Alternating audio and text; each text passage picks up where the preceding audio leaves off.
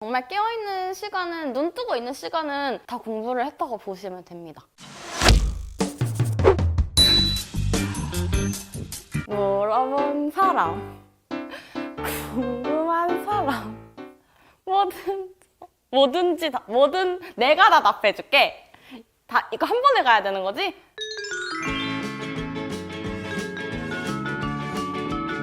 아시죠, 여러분? 주인공은 마지막인 거 다들 아시죠?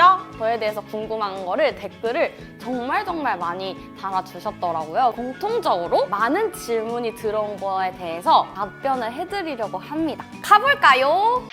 가요님은 현역을 망치고 재수를 결심하게 된 계기가 무엇인가요? 저는 지금 현역인데 재수를 염두에 두고 있는데 이런 마음가짐이어도 될까요? 지금 현재 고3인데 재수를 결심하고 있다는 거잖아요. 사실 이거는 저는 조금 위험하다고 생각을 해요. 왜냐면 재수를 결심을 했을 때 괜히 여유로워지는 게 당연하거든요. 3번에 더 기회가 있어 라고 생각을 하고 있기 때문에 되게 약간 이번 수능을 좀 대충 보게 될 거란 말이에요. 그러니까 절대 그러지 말고 이번 수능이 마지막이다 라고 생각을 일단 하고 최대한 나의 능력을 끌어올린 후에 수능을 보는 게 좋을 것 같아요. 지금 불안해서 내년 수능을 염두에 두고 있다 하면은 내년에도 똑같이 불안한 마음을 가지고 그 다음 수능을 염두에 둘 수는 없잖아요. 그쵸? 올해가 마지막이다 라는 생각으로 수능에 임했으면 좋겠습니다. 저는 공부에 되게 스트레스는 받지만 공부를 하지 않는 그런 전형적인 고3이었어요. 야단은 하지만 맨날 튀고 놀러 가고 독서실은 가지만 맨날 독서실 옥상에 올라가서 친구들이랑 놀고 피자 먹고 핸드폰 하고 그런 고3 시절을 보냈거든요. 그러면서도 나는 절대 재수를 안 할 거야. 나는 원래 대학에 어떻게 해서든 가겠지, 자연스럽게 가게 되겠지 라고 생각을 했어요. 그리고 심지어는 제가 논술로 가겠다고 이제 생각을 했는데 제 성적으로는 절대 갈 수 없는 대학을 욕심을 내다 보니까 수학, 영어 2개만 가지고 대학을 가보자 라고 생각을 한 거예요. 그래서 수능 한 달 전에 국어랑 사탐 문제집을 친구들한테 무료 나눔을 했어요. 나는 어차피 수학, 영어로 대학 갈 거니까 라고 생각을 하고 공부를 정말 안 했거든요. 근데 수능을 막상 보니까 수학, 영어마저도 저를 배신했고 다른 과목은 뭐 예상대로 너무 낮은 점수가 나왔죠. 길이 재수밖에 없었어요. 그래서 되게 간절한 마음으로 나는 이 길밖에 없다라는 마음으로 재수를 시작하게 된 것 같아요. 어떻게 해서든 대학을 가겠다라는 생각이 너무 강했기 때문에 진짜 공부를 열심히 했어요. 지금 생각해도 어떻게 그렇게 했지? 라고 생각할 정도로 공부를 열심히 했어요. 근데 이제 이거에 대한 구체적인 공부법이 이제 궁금하신 친구들은 여기에 제 옛날 영상을 참고하시면 될 것 같아요. 여러분, 그리고 재수해서 성공한다는 보장이 진짜 없거든요. 성적이 올라간 친구들이 그렇게 많지 않은 것 같아요. 생각보다. 오히려 현역 때보다 더 못 나오고 이런 친구들도 있어요. 정말. 왜 1년 더 했는데 당연히 성적이 오르겠지? 이런 마음가짐으로 하면 절대 현역 때보다 좋은 성적을 거둘 수 없습니다. 그러니까 만약에 재수를 결심을 했다면 진짜 이거밖에 없다, 내 인생에는 이 길밖에 없다 라는 생각으로 재수를 시작하셨으면 좋겠습니다. 인강 들을 때 좀 더 집중해서 듣는 방법하고 인강으로 어떻게 공부해야 하는지 가르쳐주세요. 저는 독학 재수였기 때문에 학원을 따로 안 다녀서 인강을 정말 많이 활용을 했어요. 어떤 선생님 걸 들을지 결정을 할 때 저는 막 누가 싫다고 이 선생님이 유명하고 이런 건 정말 필요 없다고 생각을 하거든요. 어쨌든 인터넷 강의 선생님들은 증명된 분들이시잖아요. 다 나한테 맞는 선생님을 고르는 게 가장 중요한 것 같아요. 왜냐면 1년 동안 어쨌든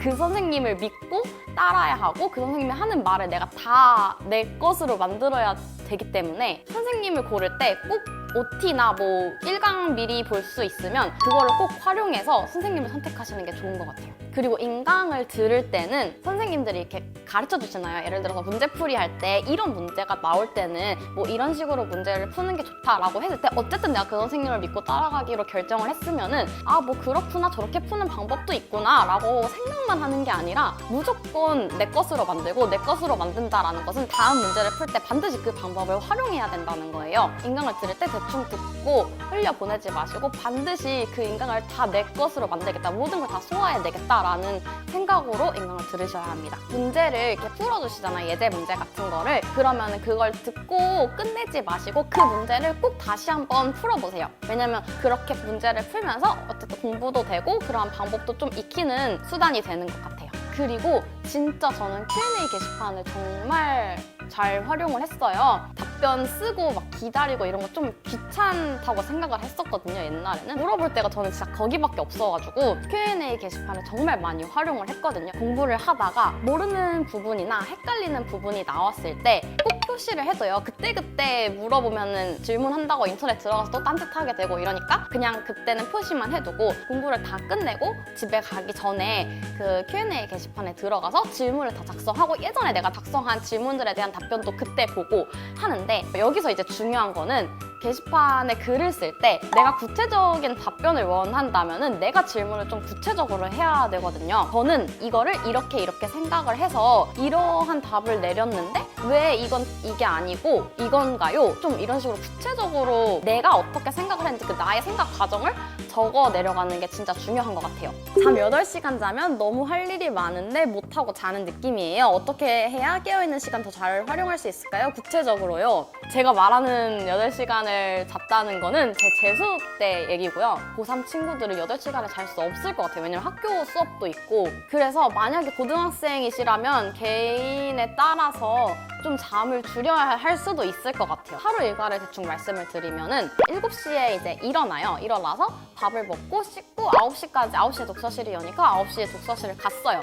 가서 계속 국어 공부, 수학 공부하다가 12시에 점심을 먹고 1시부터 또 다시 7시까지 공부를 한 다음에 7시부터 8시까지 또 밥을 먹습니다. 그럼 8시부터 10시까지 독서실에 있다가 집에 와서 씻고 잡니다. 그래서 저는 정말 깨어있는 시간은, 눈 뜨고 있는 시간은 다 공부를 했다고 보시면 됩니다. 그래서 시간을 따로 재지도 않았던 것 같아요. 몇 시간 공부했는지. 어차피 눈 떠 있으면 다 공부를 했기 때문에.